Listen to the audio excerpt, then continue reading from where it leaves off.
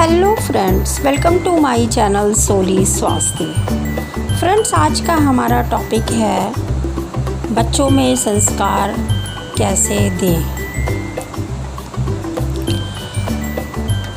हर कोई ये टॉपिक ऐसा है, मुझे लगता है कि इस सब्जेक्ट पे हर कोई बात करना चाहता है जिसके बच्चे हैं, जो एक पेरेंट है, और वो डिस्कस करना चाहता है हर कोई, क्योंकि हर आदमी, हर इंसान अपने बच्चों में अच्छे संस्कार देना चाहता है।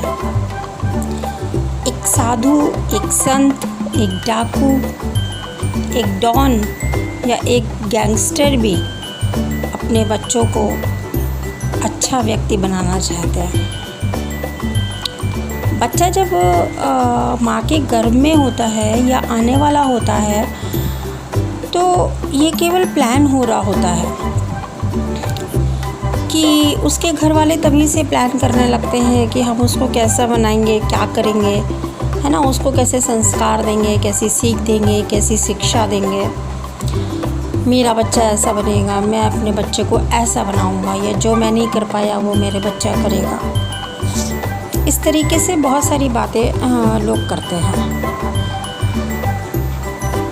तो ये बहुत अच्छी बात है कि हम या आप आने वाले परिवार के नए सदस्य के लिए इतना सब कुछ सोचते हैं। लेकिन अब सोचने वाली बात ये है कि क्या बच्चे के जन्म लेने के बाद थोड़े सालों बाद हम उतनी जागरूकता, उतनी अवेयरनेस या उतना अटेंशन उसको दे पाते हैं? मुझे लगता है आपका जवाब होगा नहीं।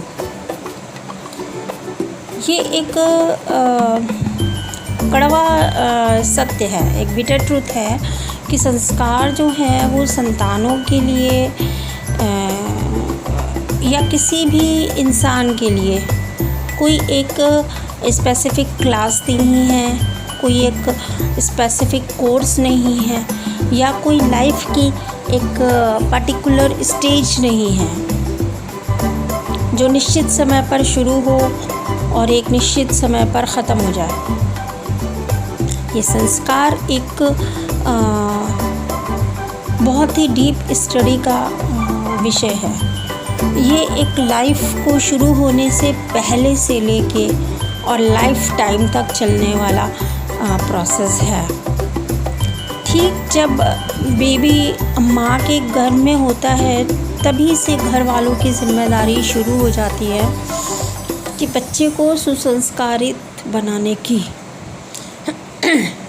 लेकिन हाँ, एक बात का हमेशा ध्यान रखना चाहिए कि जो शिशु आने को तैयार हो रहा है, वो बेबी, उसकी आत्मा पहले से ही तैयार है आने के लिए। उसकी आत्मा पहले से अनंत है और उसकी आत्मा पहले से ही पूर्व जन्म के कई संस्कारों, कई जन्मों के कई संस्कारों से मढ़ी हुई है। जी हाँ, उसका तो केवल बॉडी फॉर्मेशन चल रहा है माँ के वॉम में, एक मदर के वॉम में उसका केवल बॉडी फॉर्मेशन चल रहा है। आत्मा उसकी पहले से ही तैयार है। हमको अपने बच्चों में कैसे संस्कार डालने चाहिए, ये विचार करने से पहले हमें कुछ बातों के निर्णय तक पहुंचना होगा। दोस्तों, सबसे पहली बात तो ये है कि संस्कार है क्या। हम कैसे जानेंगे कि किसी भी व्यक्ति में संस्कार हैं? किसी भी व्यक्ति में हम कैसे जानेंगे कि वो संस्कारित है? देखिए, जो संस्कार आपके अपने अंदर से आ रहे हैं, वो आदतें जो आपके आचरण में स्वतः अपने आप से आ रही हैं, आपके सेल्फ अंदर से आ रही हैं, वो चीज़ें संस्कार होती हैं। लाइक मैं एग्ज़ाम्पल आपको बताती हूँ कि हम बच्चे को डेली बताते हैं, बेटा सुबह जल्दी उठना है, सुबह जल्दी उठना है ना, कि अर्ली मॉर्निंग उठना बहुत अच्छा होता है, हेल्थ के लिए अच्छा होता है, सुबह उठ जाओ। बच्चा उठ जाता है, इट्स ओके। आपने समझा कि वो आपके संस्कार उसने सीख लिए, ठीक है।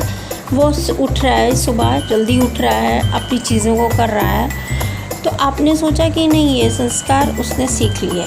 आपने बोला कि नहीं बेटा ये चीज़ें, ये आदत गंदी है, ये बैड हैबिट्स है, और वो बच्चा नहीं कर रहा। आप देख रहे हैं कि आपके बच्चे ने वो नहीं किया, वो काम नहीं परफॉर्म कर रहा आपके आगे। इसका मतलब आपने समझ लिया कि मेरे बच्चों को संस्कार अच्छा मिल गया, ये चीज़ मेरा बच्चा नहीं यूज़ करता। ठीक है, यहाँ तक तो बात ठीक है। अब सवाल ये उठता है कि आपकी एब्सेंस में भी बच्चा वही चीज़ करे।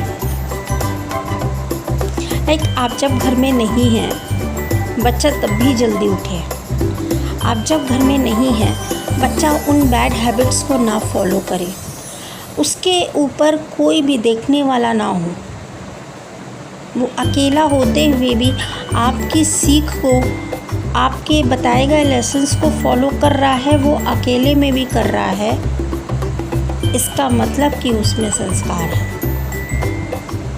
अगर वो अकेले में या किसी के प्रेशर में जब ना हो, किसी के डर में जब ना हो, तब वो चीज़ें वो फॉलो नहीं कर रहा है, इसका मतलब कि उसके संस्कारों में वो चीज़ें नहीं आई हैं।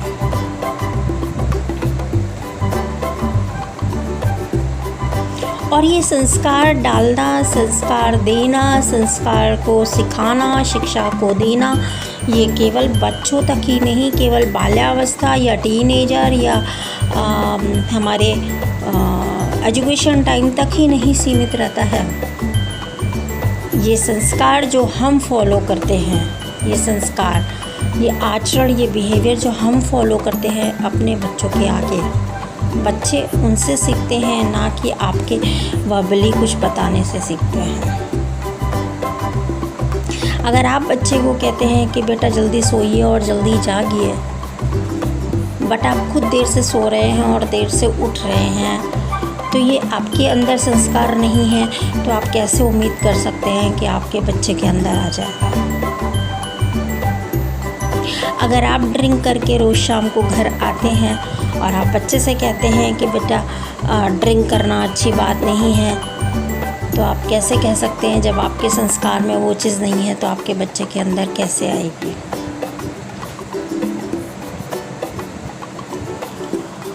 तो सबसे पहली बात तो ये समझना चाहिए कि संस्कार है क्या, और संस्कार हमको कैसे दिखते हैं, और संस्कार हमको कब दिखाई देते हैं। जब हम बड़े बूढ़ों बुज़ुर्ग पेरेंट्स के अंडर में होते हैं, उनके गाइडेंस में होते हैं, हम जब करते हैं उस वक्त हम अपने प्रैक्टिकल टाइम पे होते हैं कि हम लेसन सीख रहे हैं और उसको परफॉर्म कर रहे हैं। लेकिन अगर वो हम अकेले में उसी चीज़ को परफॉर्म करें, हम बिना किसी प्रेशर के, बिना किसी फियर के जब उस चीज़ को, उन अच्छे लेसन्स को परफॉर्म करते हैं, तब समझ लीजिए कि आपके आचरण में वो संस्कार आ गए हैं या आपके बच्चों के आचरण में वो संस्कार आ चुके हैं। तब पहचान होती है संस्कारों की। ठीक है, तो अब हमें संस्कारों के लिए ये चीज़ें समझनी होंगी कि हम या हमारा परिवार, मैंने बोला ना कि सबसे पहले हमको किसी न किसी निर्णय में पहुंचना होगा खुद को और हमारे परिवार को, कि हम सबसे पहले किस तरह के संस्कार अपने बच्चों को देना चाहते हैं, कि हम कैसे जानें कि हम अपने बच्चों को केवल निजी जीवन को समृद्ध और सक्सेसफुल बनाने के लिए संस्कार देना चाहते हैं, या अपने बच्चे को परिवार कल्याण के साथ साथ लोक कल्याण और राष्ट्र कल्याण के लिए भी संस्कार देना चाहते हैं। पहले तो आपको, आपकी फैमिली को ये डिसाइड करना होगा। नंबर 1 डिसाइड जब हो जाता है तो हमें अपने बच्चों को कैसे संस्कार देने हैं, तो क्या हम उन संस्कारों को देने के लिए, उन संस्कारों को सिखाने के लिए खुद तैयार हैं। अगर हम चाहते हैं कि मेरा बच्चा साधु हो, या हम चाहते हैं कि मेरा बच्चा बहुत अच्छा इंसान बने, या हम चाहते हैं कि हमारा बच्चा स्वामी विवेकानंद की तरह हो, या हम चाहते हैं कि हमारा बच्चा महात्मा बुद्ध की तरह हो, या हम चाहते हैं कि हमारा बच्चा अर्जुन की तरह अपने लक्ष्य को ध्यान में रख कर काम करे, या हम चाहते हैं कि हमारा बच्चा श्री राम चंद्र की तरह मर्यादा में रहने वाला हो।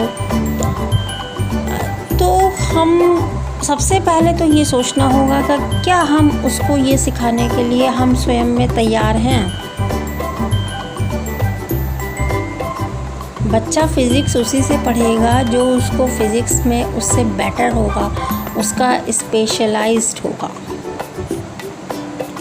बच्चा उस सब्जेक्ट को, किसी भी सब्जेक्ट को उस टीचर से तभी पढ़ेगा जब वो टीचर उस सब्जेक्ट में एक्सपर्ट होगा।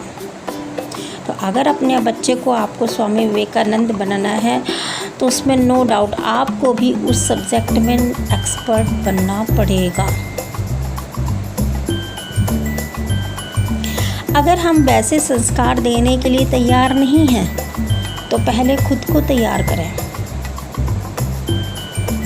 अब खुद को कैसे तैयार करें कि हम जिस पर्सनालिटी की तरह बच्चे को बनाना चाहते हैं, तो क्या हम उनकी जीवनी को रट लें, उनकी लाइफ को रट के उनको रट्टा मारना है? नहीं। एक भाषण तैयार करना है, वो भी नहीं। चलो, हमारी एक बकवास सुनने के लिए एक आ गया, भगवान ने भेज दिया। वो सुबह शाम हम खुद का फ्रस्ट्रेशन और जो हम अपने बॉस से नहीं कह पाए, अपनी सास से नहीं कह पाए, अपनी बहू से नहीं कह पाए, वो सारा चीज़ें हम अपने बच्चों को सुना दें। हमारा सारा भाषण वो सुनता रहे। याद रखिए, इससे कुछ होने वाला है नहीं। इस पे थोड़े दिन बाद आपका बच्चा आपको इग्नोर करने लगेगा। और एक बात ये कि अपने बच्चे को कुछ भी सुनाने से पहले ये ध्यान रखिए कि उसकी जो उम्र है, उसकी उम्र में आप क्या करना चाहते थे, उसकी जो उम्र है उस उम्र में आप क्या करते थे, आप कैसा सोचते थे या आप कैसी शरारतें करते थे। अपने बच्चों को भाषण से नहीं, वचनों से नहीं, बल्कि जैसा आप उसको बनाना चाहते हैं वैसा ही आपको स्वयं बनना पड़ेगा और वैसे ही आपको एटलीस्ट एक्ट करना पड़ेगा।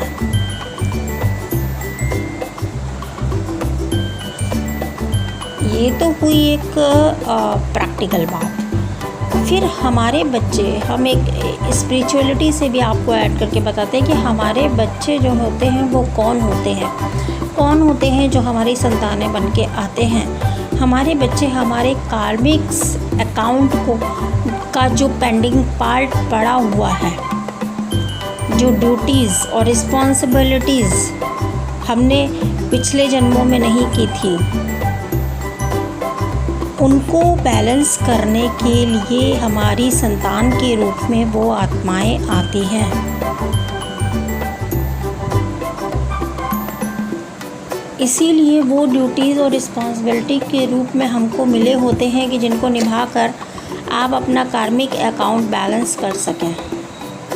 उसमें आपका यही निजी स्वार्थ हो सकता है, इसके अलावा आपका कोई निजी स्वार्थ उसमें नहीं होगा कि वो बूढ़े होके आपकी सेवा करेगा या वो आपकी कुरीतियों और कुसंस्कारों या कुकर्मों पे आपके को आगे बढ़ाएगा, आपका साथ देगा। ऐसा कुछ भी नहीं।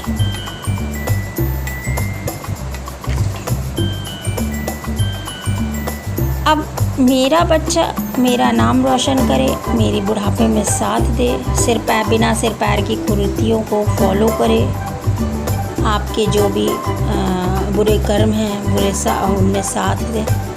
ऐसा सोचना भी गलत है। देखिए दोस्तों, एक बात ध्यान रखिए, अगर कोई बेबी आपके घर में जन्म लेता है तो उसमें दो में से एक कारण होता है। सबसे पहला कि या तो वो जन्म आपके कर्मों को बैलेंस निपटाने के लिए आया है, जस्ट लाइक पिछले जन्म में आपने बनिए का उधार नहीं चुकाया होगा, बहुत सारा उधार रह गया होगा, और आप विदा हो गए होंगे तो बढ़िया बच्चा बनकर आ गया, अब उसका उधार चुकाइए। तो बस उधार चुकाना है, या कोई बेबी उधार ही चुकाना है उसका, लेकिन उसके बदले में आप उसको अपनी कंडीशनिंग मत दीजिए। वो एक आत्मा है, याद रखिए, वो एक आत्मा है, वो एक रियल सोल है, वो एक सोल कॉन्ट्रैक्ट ऊपर लिखा कर आई है, अपने पर्पस के साथ आई है। उस पे अपनी कंडीशनिंग, अपनी सोसाइटी की कंडीशनिंग उसको मत दीजिए। अपने स्वार्थ के लिए उसको कोई भी पेंटिंग ऊपर से मत करिए कि हमने अब प्राइमर लगा दिया है, अब इसको और सुंदर बनाने के लिए उसको पेंट कर दें, और नहीं समझ में आया तो उसको स्क्रब कर दें और फिर से पेंट कर दें। अपने अनुकूल बना के, जैसा मुझे अच्छा दिखता है, वो बच्चा है आपका, वो एक इंडिविजुअल सोल है, वो एक इंडिविजुअल एनर्जी है। आपके बेडरूम का कलर या ड्राइंग रूम का कलर नहीं है कि आप अपने मन मुताबिक उसको कोट करके कलर करते जाएंगे और अपने अनुसार सुंदर, जैसा आपको दिख रहा है, आपके गेस्ट को दिख रहा है, आपके गेस्ट आके तारीफ़ करें, वैसा नहीं है। इस गलतफहमी को दूर कर दीजिए। वो आत्मा दो पर्पस को लेके आई है। एक पर्पज़ ये कि आपका कार्मिक अकाउंट बैलेंस होगा, दूसरा पर्पज़ ये कि उसका अपना एक कोई पर्पज़ है। नेक्स्ट मैंने कारण बताया कि या तो वो अपना कार्मिक अकाउंट बैलेंस करके आई है, या वो बेबी आपके घर में जन्मा है तो सच में बहुत महान व्यक्ति है। जैसे भगवान श्री कृष्ण आए थे, देवकी जी से जन्म लिया था उन्होंने, और यशोदा मैया के घर पले बढ़े थे। तो उन्होंने कार्मिक अकाउंट क्लियर करने नहीं आए थे, उन्होंने उस घर को अपने लायक समझा, उस घर के माहौल को अपने लायक समझा, इसलिए उस घर में आए थे। तो ये समझिए कि वो बच्चा अगर आया है तो आपका कर्मों का लेखा जोखा बराबर करने आया है, या फिर वो कोई ग्रेट सोल पर्पस के साथ आया है और वो उसने आपको चुना है, आपकी फैमिली को चुना है, आपको मदर एज ए मदर, आपको फादर चुनने का उसने फ़ैसला लिया है, और वो खुद आया है, उसने आपके घर को अपने अकॉर्डिंग, अपने अनुकूल पाया है, इसलिए वो आपके घर में आया है।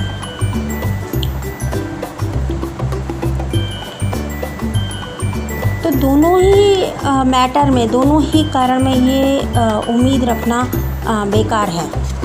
दोनों ही मैटर में ये उम्मीद रखना बेकार है, बच्चे से अपनी कोई भी उम्मीद रखना बेकार है। हाँ, यदि आपने अपनी पूरी ईमानदारी, पूरी ऑनेस्टी के साथ सही समय पर सही ड्यूटीज़ और सही उसके प्रति होने वाले कर्तव्यों को निभाते रहे, तो ईश्वर आपको पारितोषिक के रूप में, ईश्वर आपको रिवार्ड के रूप में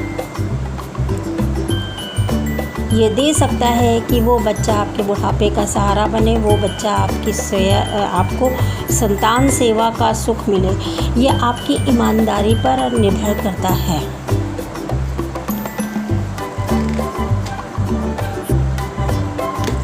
अब सवाल ये उठता है दोस्तों कि आप भी सोचोगे कि भैया हम अपने कर्मों को और कर्ज़ों को चुकाने के लिए हम बस अपने बच्चों की सारी जिम्मेदारी को और उनके ज़रूरतों को पूरा करते रहें और शौक़ पूरे करते रहें, मगर हम उनसे कोई आशा ना रखें,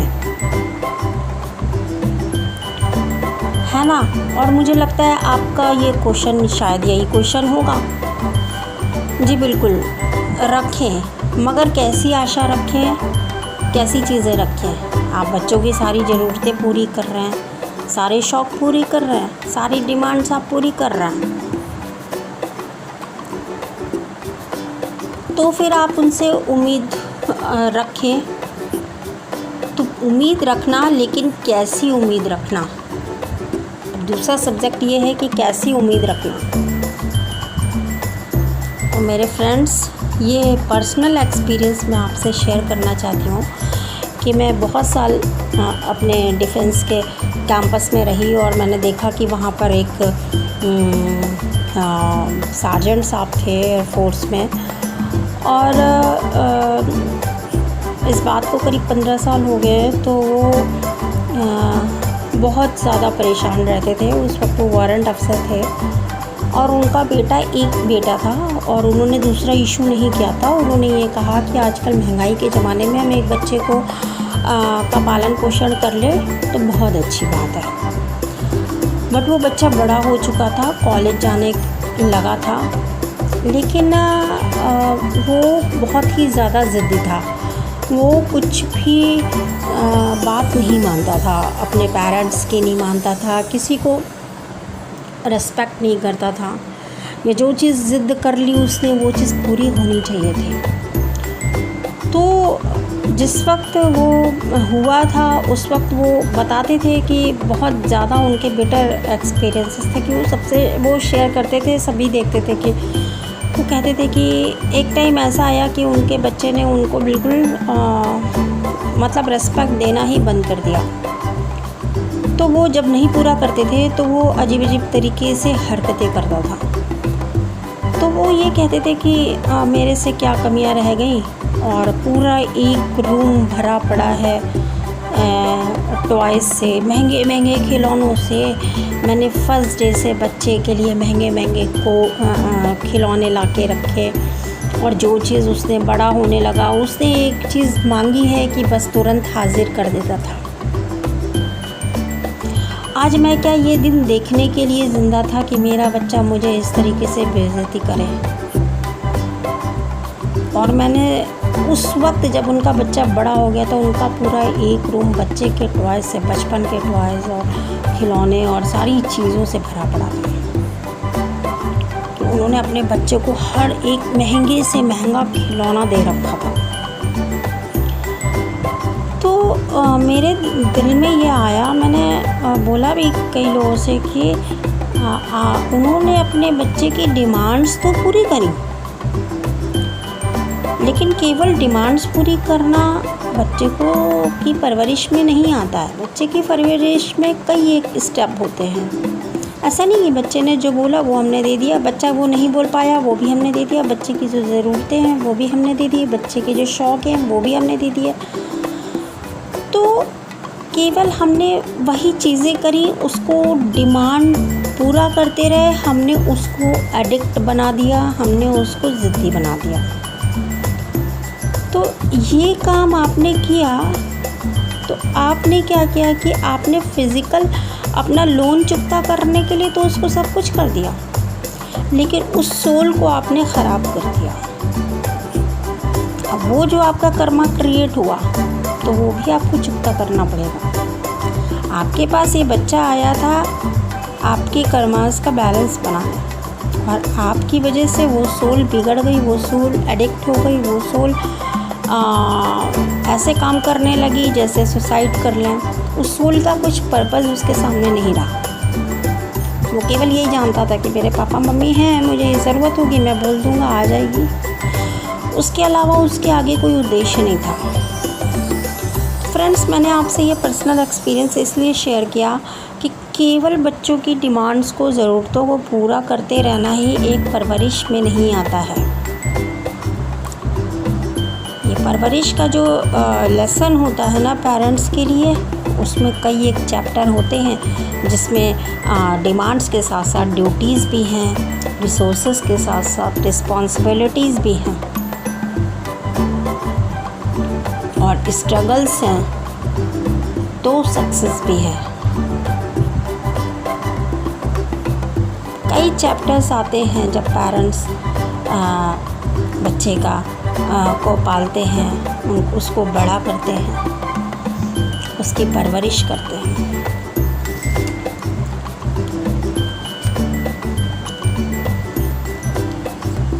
तो इसमें मैं ये चीज़ आपको बताना चाहूँगी, कुछ इम्पॉर्टेंट पॉइंट्स हैं कि जैसे हम बच्चे की डिमांड्स को पूरा कर रहे हैं या हम बच्चे के आगे रिसोर्सेज रख रहे हैं, हर तरीके के रिसोर्सेज को अवेलेबल करा रहे हैं उसको, ठीक है।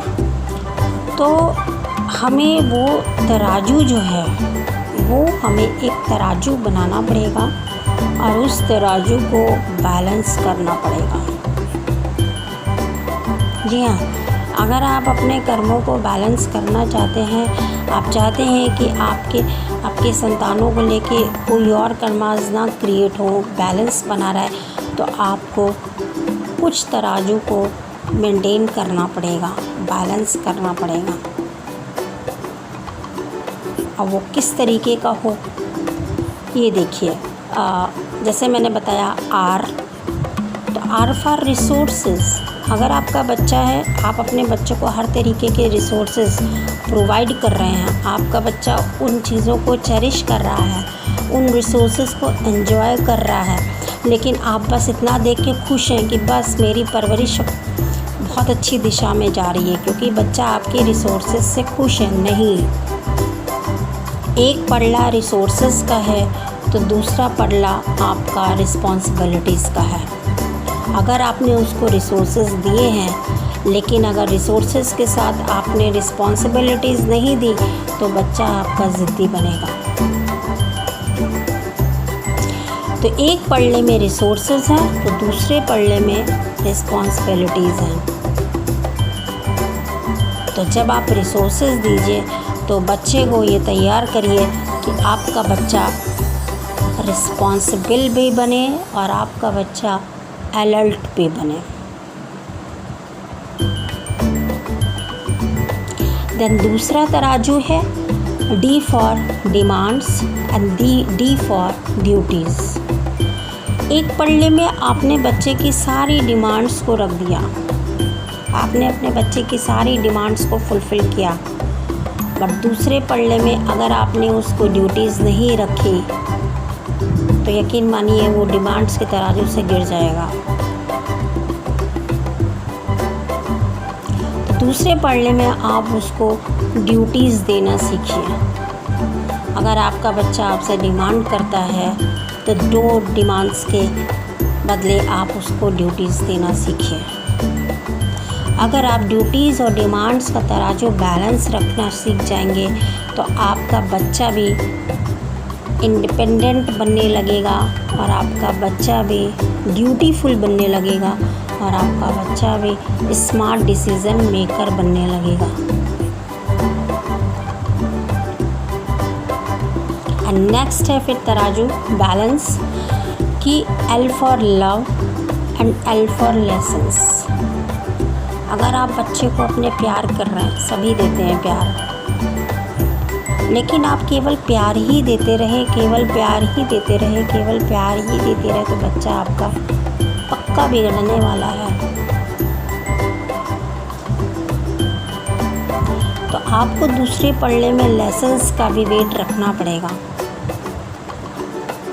जब आप उसको प्यार देंगे तो ही आपसे वो लेसन सीखेगा। लेसन्स देंगे तो आपका बच्चा गुड लर्नर बनेगा।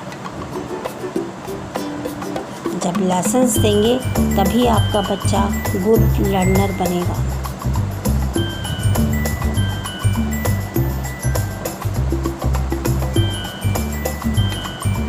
एंड नेक्स्ट चीज़ ये है कि टाइम। ये तो 3 बैलेंसेस की बात हो गई। टाइम, आप उसको जैसा टाइम देने वाले हैं या दे रहे हैं, जस्ट रिवर्स आपको वैसा ही टाइम वो देगा। अगर आप उसको क्वालिटी टाइम दे रहे हैं, स्कूल से आने के बाद, अपने वर्क प्लेस से आने के बाद, अपने काम काज बिजनेस से, शॉप से, ऑफिस से आने के बाद, या वीकेंड में, छुट्टी में, आप उसको जैसा टाइम दे रहे हैं वो आपको पलट के वैसे ही टाइम देने वाला है बड़े होकर। अगर आप उसको क्वालिटी टाइम देंगे तो नो डाउट वो भी आपको क्वालिटी टाइम देगा, चाहे वो जहाँ रहे, टेलीफोन पे दे देगा।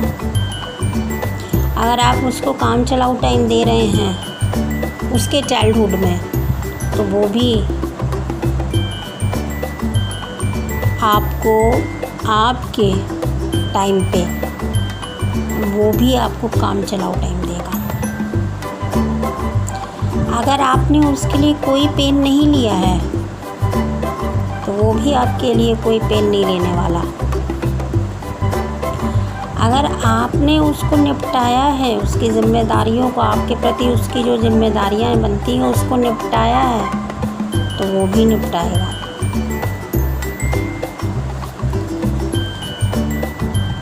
इस चीज़ को भी ध्यान में रखना है। अब नेक्स्ट जो चीज़ आती है, लास्ट बैलेंस जो आता है वो आता है as for struggle and as for success. बच्चे को अगर स्ट्रगल करने की आदत नहीं होगी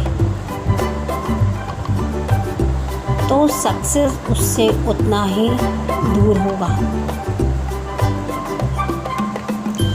अगर आपके बच्चे को स्ट्रगल फेस करने की आदत है तो ही वो सक्सेस को आसानी से पा पाएगा। देखिए, जिस तरीके से हम ये कहते हैं कि बेटा आप सक्सेसफुल बनो, बेटा आप सफल बनो, उसी तरीके से हमको ये सिखाना है कि हम अपने स्ट्रगल्स को कैसे फेस करें, हम अपने फेल्योर को कैसे फेस करें, हम अपने फेल्योर को, जो हमारा बुरा टाइम होता है, हमारा बैड टाइम जो है, उसको कैसे फेस करें।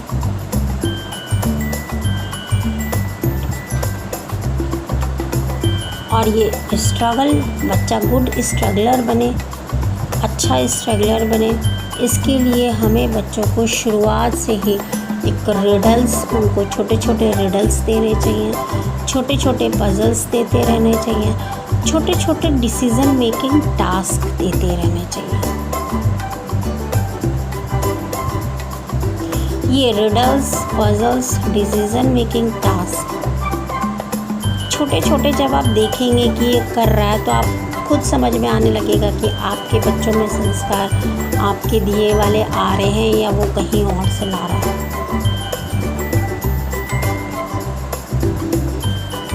और कभी भी कोई भी प्रोजेक्ट, कोई भी स्ट्रगल देने से पहले उसमें प्लीज़ अपनी पर्सनल किसी चीज़ को, सेल्फिशनेस को ना मतलब ध्यान में लाके कुछ मत करिए। आप अपने पर्सनल एक्सपीरियंसेस शेयर करिए।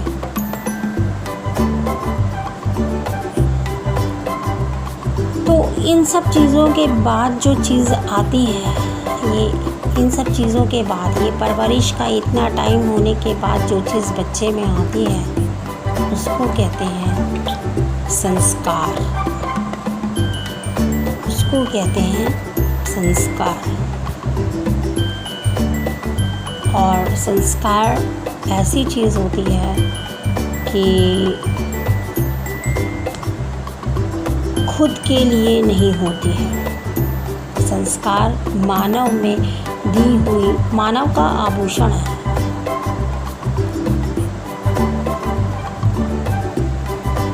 Thank you guys, thanks for watching my videos and thanks for giving your precious time. Thank you. Please like, share, comments and subscribe my channel. Thank you. Love you all.